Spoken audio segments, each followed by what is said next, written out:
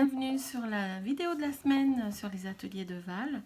Aujourd'hui, on va faire un peu de patouille avec ces cartes.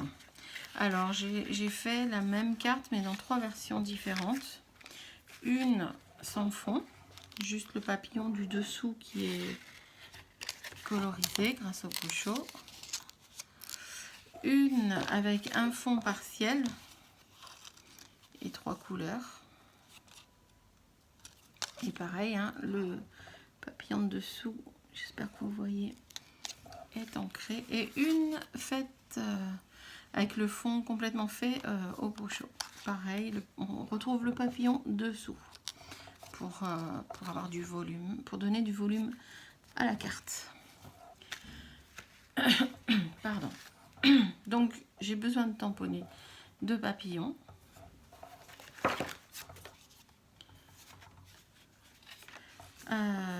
Les deux sur du papier aquarelle. Je me sers du papillon qui est dans le set Journée Splendide et de l'encre Versamark. Donc je viens ancrer mon tampon. Alors j'insiste parce que mon encreur est très vieux et je ne l'ai pas rechargé. J'aurais dû le recharger avant. Le réancrer, je veux dire. Plutôt que recharger, le terme c'est réancrer. Bon, je vois qu'il brille, je me dis que c'est quand même bon. Et j'ai mon marqueur la douce Suède, je vais faire le corps et les, enfin en même temps si je faisais que les antennes, ce serait pareil puisque le corps sera caché. Mais bon, je vais faire les deux, je fais les antennes en marron et vous verrez que cette partie là marron sera quand même embossée. C'est donc cette manière de faire quand on veut embosser en couleur. On embosse souvent, c'est transparent, mais on peut tout à fait embosser en couleur. Il suffit de mettre sa Versamark et la couleur dessus. Alors là, j'ai utilisé le marqueur parce que je ne veux qu'une seule partie du tampon, mais ça aurait très bien pu être avec un encreur entier pour faire tout le papillon de cette couleur-là. Embossé en couleur. Donc, je vais tamponner, hop. Mon papier aquarelle Stampin' Up donc est très épais, donc il va absorber et je trouve plus mes mots. Il va être capable donc d'absorber l'eau. Ça marche sur le papier blanc classique, mais quand même moins. Donc je préfère utiliser mon papier aquarelle. Le résultat est quand même meilleur. Là, j'insiste bien parce que d'une part, mon encre est quand même un peu faible, on va dire. Et puis parce que le papier est granuleux, justement. Donc, j'appuie bien.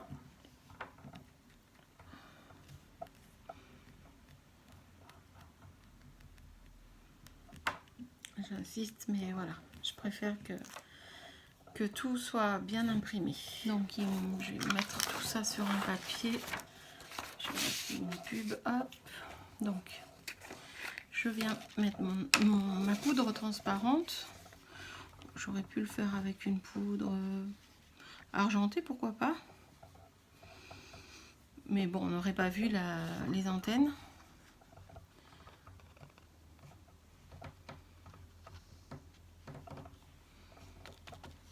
Voilà, je ne sais pas si vous voyez. C'est un peu compliqué. Mais il est... Ouais, il manque juste un tout petit peu ici. Mais voilà. Mon papillon se dessine bien, donc c'est bon. Ah, j'ai oublié de passer l'embossing buddy avant. Bon, tant pis. J'ai un pinceau. Hop, je vois qu'il y a un petit peu... Voilà, elle est tombée. Mais bon, je préfère enlever le surplus. Voilà.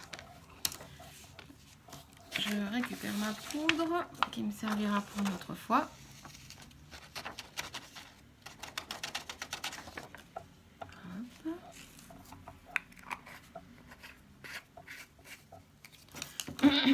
Et maintenant, je vais chauffer pour embosser.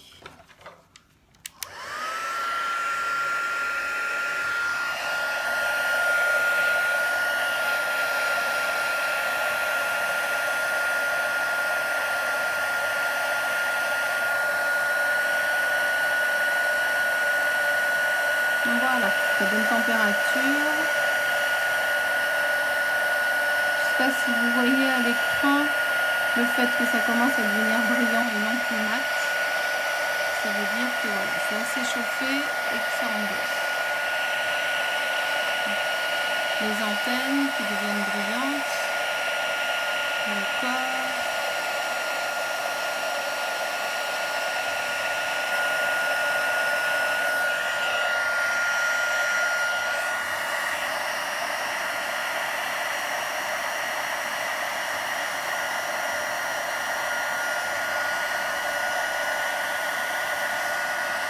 Alors, ça a l'air de bien briller de partout. Voilà, je ne sais pas si vous voyez à l'écran, mais ça brille de partout, donc ça veut dire que c'est bien embossé.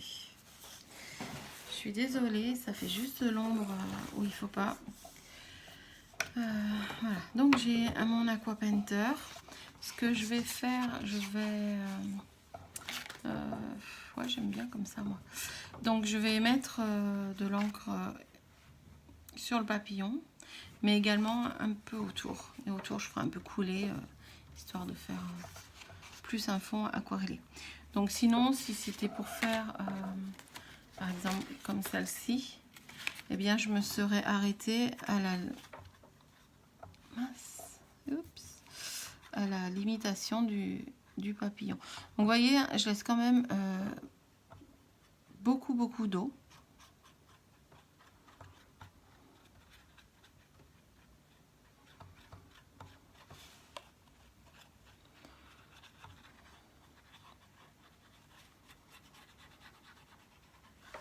De toute façon, là, c'est pas la peine que je m'applique trop parce que je veux également mettre un peu de partout. Donc là, je pense que c'est quand même pas mal mouillé. Je vais faire pareil, jaune, bleu, vert. Donc, je ne sais pas si vous voyez, il y a des petits trous. Donc, c'est vendu neuf, hein, forcément. Donc, il n'y a pas les trous quand on l'achète parce que, bon, évidemment, s'il y avait des trous et... si pendant le transport ça pourrait se vider. Donc quand vous recevez vos bruchots avec une aiguille, moi je l'avais fait avec mon perce-papier, j'ai fait 3 trous dans chacun de mes petits flacons. Donc voilà, alors c'est tout bête, vous tapotez et voyez, ça prend la couleur. Peut-être un peu de vert sur l'extérieur. Là je voudrais mon papillon assez bleu. Bon, ça dégouline, c'est normal. Alors, soit vous laissez comme ça un aspect tacheté, soit vous prenez votre pinceau et puis vous venez faire les formes.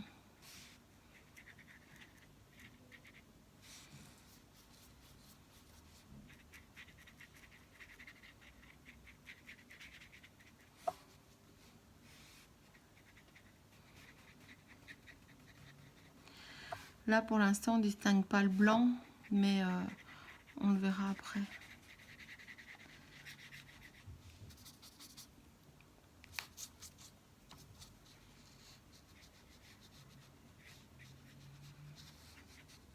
Donc là, je vais laisser sécher, évidemment, parce que c'est vraiment très mouillé. Et puis, je tapoterai également avec du sopalin. Voilà, dans un premier temps, vous pouvez secouer sur votre sopalin, ce qui fera des rainures que moi, j'aime bien. Après... chacun son style et ses goûts, mais moi j'aime bien, ça fait genre. Donc en attendant que ce papier là sèche, je vais faire un deuxième papillon. Je vais le mettre où mon papillon pour rien salir, je vais le mettre là, hop. Et donc je vais refaire, je viens de le tâcher, bon c'est pas grave, de toute façon je vais, comme on va le découper, mais je viens de le tâcher avec mon doigt. Donc, je vais refaire un deuxième papillon embossé. Cette fois, j'ai pas besoin de faire les antennes et le corps de couleur. Parce que les antennes, je vais pas m'amuser à les découper autour. c'est trop fin.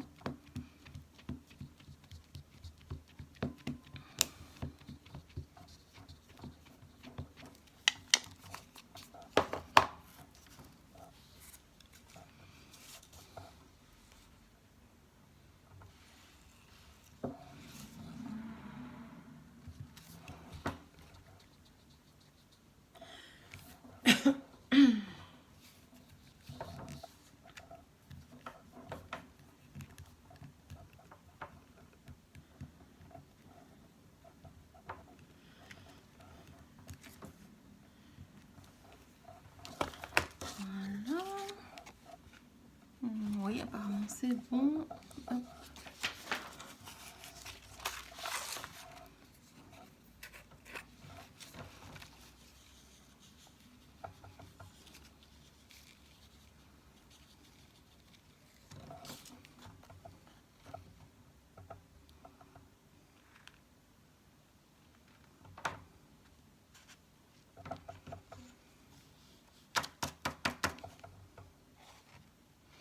Et encore une fois, j'ai oublié mon embossing body.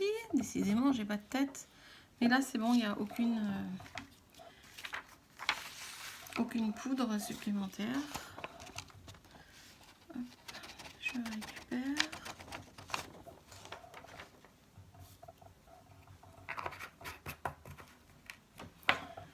Je vais le chauffer une nouvelle fois.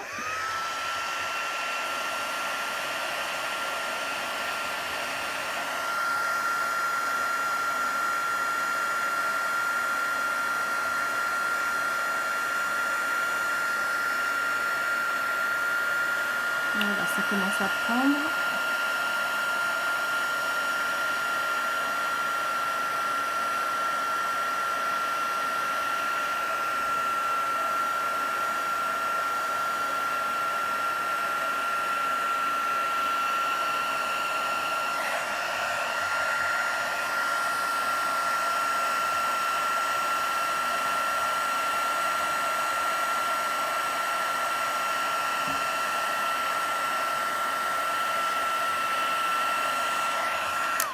Voilà, c'est embossé. Donc, comme tout à l'heure, mon papier est encore bien chaud. Comme tout à l'heure, donc on va mouiller là, simplement juste à l'intérieur du papillon. On va réancrer avec les bouchons et on découpera le tour pour le mettre en relief. Donc vous voyez, il y a beaucoup d'eau, ça coule, mais je trouve que ça marche mieux quand il y a beaucoup d'eau que pas assez. En fait, quand il n'y a pas assez d'eau, ça fait plus des petites taches comme ça. Comme ça. Vous voyez, là, ça fait des taches. Il y a moins d'eau. Et quand il y a plus d'eau, la couleur est plus intense. Donc après, voilà, ça dépend du résultat que vous voulez. Moi, je préfère quand c'est moins tacheté et plus coloré et plus intense et plus uni. Même si on fait de très beaux dégradés, hein, c'est pas... Mais bon, les petites taches, moi, ça me plaît pas trop. Voilà, donc je pense que c'est pas mal mouillé. Je vais commencer par mon centre en jaune.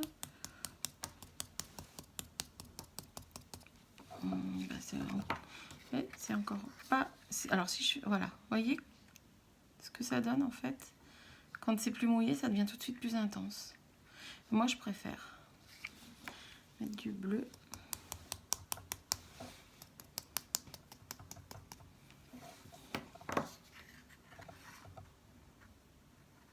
Alors, on peut faire des effets, pardon, en bougeant simplement comme ça et en faisant se mélanger les couleurs, ou au pinceau, comme je vous ai montré tout à l'heure, comme ceci. Là, j'aime bien parce que ça fait vraiment un dégradé.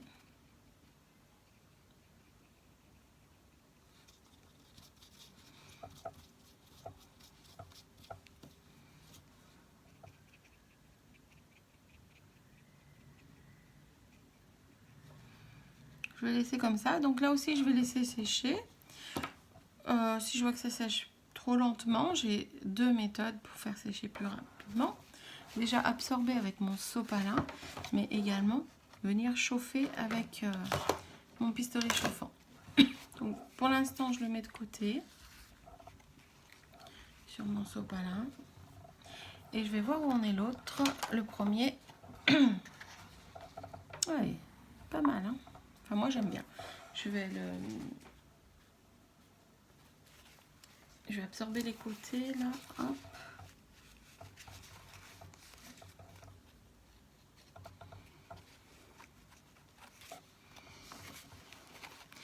Je vais finir de le sécher. Vous voyez là par exemple, c'est un grain de la poudre en fait, qui est resté, qui s'est pas dilué dans l'eau. Mais je laisse parce que j'aime bien l'effet. Il y en a quelques-uns par-ci, par-là. Voilà.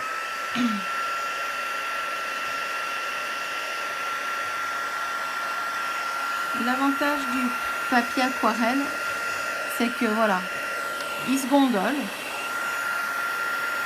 En le mouillant, il se gondole. En le séchant, il se gondole. Mais après, il retrouve son plat d'origine.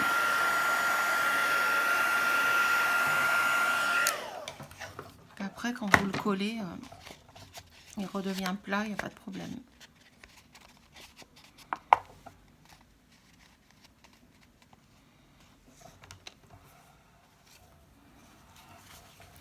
Donc, mon deuxième papillon.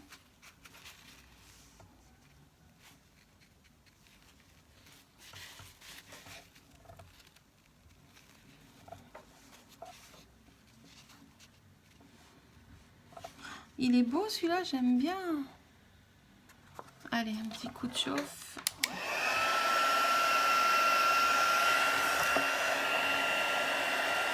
Vous voyez, hein, c'est vraiment la patouille, il y en a de partout. Mais voilà.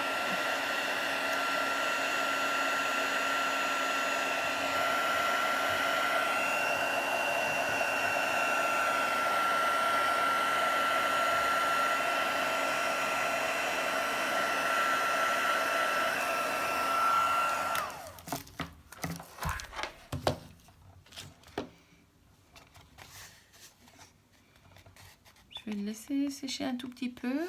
En attendant, je vais tamponner un joyeux anniversaire ici et puis mettre une base. Quelle couleur j'avais mis tout à l'heure? J'avais mis du limonade à la limette. Est-ce que je refais pareil? Ouais, j'aime bien, c'est gai. Ok, et ben, je pars sur ces couleurs. Je vais chercher mon papier, je reviens de suite. Voilà, donc ceci est une demi-feuille A4, donc coupée à 14,8 et pliée ici à 10,5, qui me servira de base. Pour changer de la carte de tout à l'heure, j'ai pas pris le ruban bleu, mais j'ai pris le ruban dégradé limonade à l'allumette que je vais mettre au même endroit et je vais tamponner ici. Donc, pardon.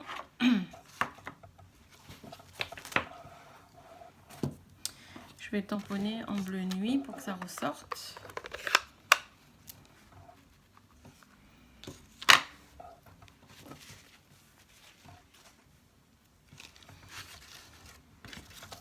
Elle n'est pas tout à fait sec.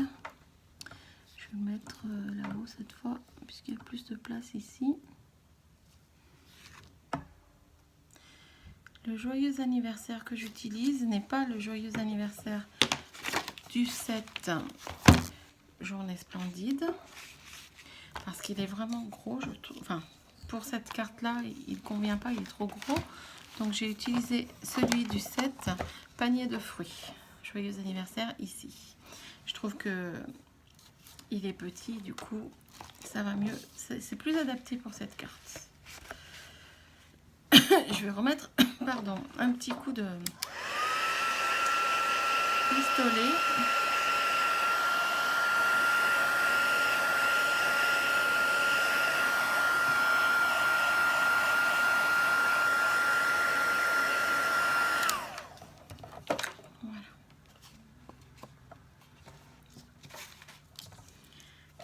mon ruban. Donc, je sais pas si vous voyez à l'écran, il est dégradé. C'est limonade à l'allumette, mais plus foncé ou plus clair. Donc, je passe mon ruban dessous.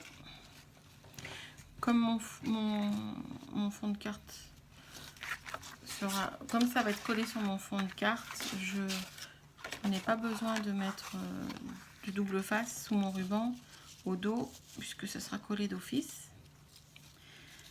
Là, je fais mon nœud plutôt vers le bas. Donc toujours pareil, si je veux avoir mon nœud comme ça, là face à nous, ben, je fais un quart de tour de ma carte. Je vais aller vite, je recommence. Donc, je ramène mes deux morceaux. Celui du bas, je le fais passer dessous. Dire que celui du haut, il passe dessus, puis dessous l'autre. Je me retrouve avec une croix. Donc là, je fais une boucle avec le côté qui est en bas, une boucle avec le côté qui est en haut. Je noue les deux ensemble.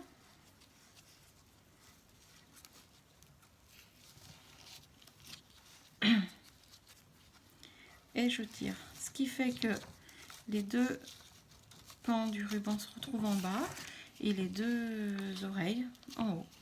Les deux boucles. Je dis oreilles parce qu'en fait, on appelle ça la méthode des oreilles à Mickey pour faire les lacets des enfants qui sont dyspraxiques ou autres, qui ont des difficultés avec le nœud classique. Et en plus, celui-ci est plus joli. Voilà, il est un petit peu trop long, je vais couper un petit bout. Je vais pouvoir coller mon fond de carte sur ma base. Juste que maintenant que je me suis bien étalée, voilà, je retrouve ma colle.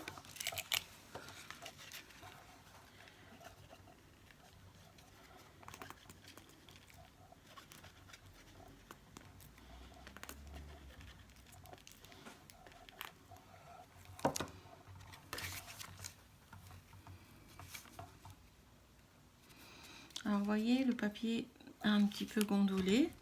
Donc, je vais bien l'aider lui aussi. Comme tout à l'heure quand je tamponnais, bien appuyer de partout pour qu'elle adhère bien et qu'elle soit bien collée.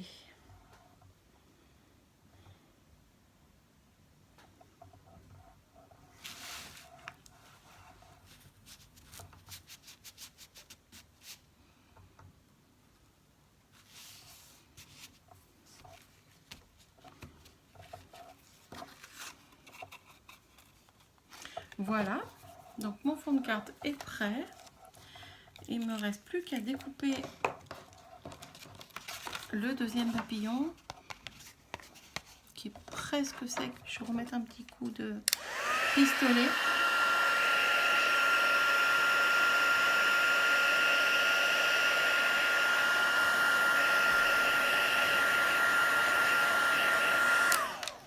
Voilà.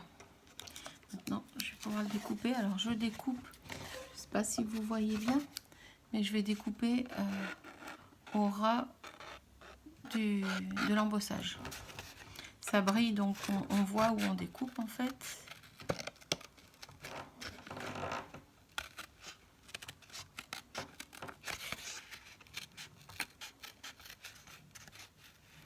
Vous voyez, c'est pas ma main qui tourne, mais je vais tourner le papier. Ça repose la main en fait.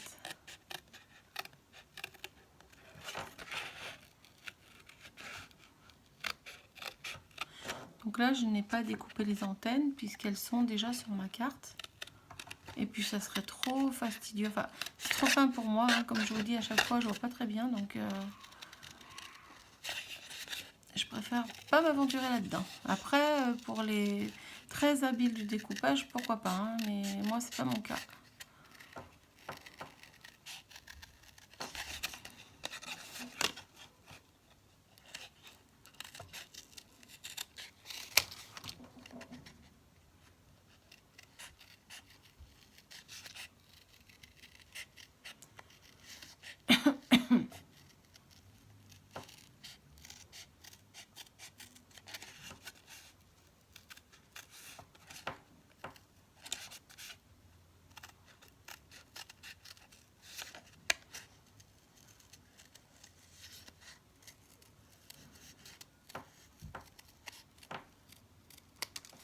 Voilà. Ah, mais je suis pas assez ancrée là. Voilà. Ce qu'il y a de bien, c'est qu'on peut revenir dessus si on voit que tout n'a pas pris. Voilà, donc je vais le plier en son centre et l'arrondir. Alors, je pourrais prendre mon plioir que je n'ai pas pris sur ma table de travail, donc je vais le faire à la main. Et puis on peut s'aider d'un crayon, d'un stylo pour finir de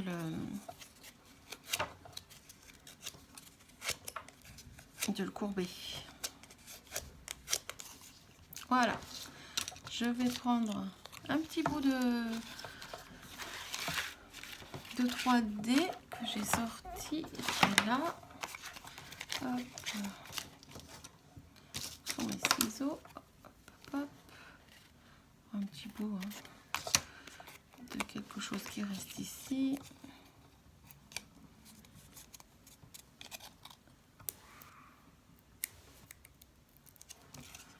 Où est ma carte? Elle est là.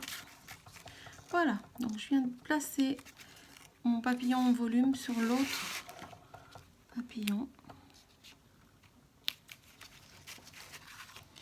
Et voilà, la carte est terminée avec un papillon en relief. Et là, un fond aquarellé. Donc là, 2 cartes des mêmes couleurs, faites de la même manière. Vous voyez, le résultat n'est pas le même. Il ne sera jamais le même, puisque les encres vont diffuser vraiment de manière très aléatoire. Pareil pour les 2 rouges que j'ai fait, les papillons ne sont pas les mêmes et ne seront jamais les mêmes. Voilà, j'espère que cette vidéo vous a plu, que vous ferez aussi des cartes. Si vous en faites, n'hésitez pas à me les montrer, ça me fera plaisir. Voilà, je vous souhaite une belle semaine à toutes et à tous, et puis je vous dis à bientôt sur les ateliers de Val. Au revoir.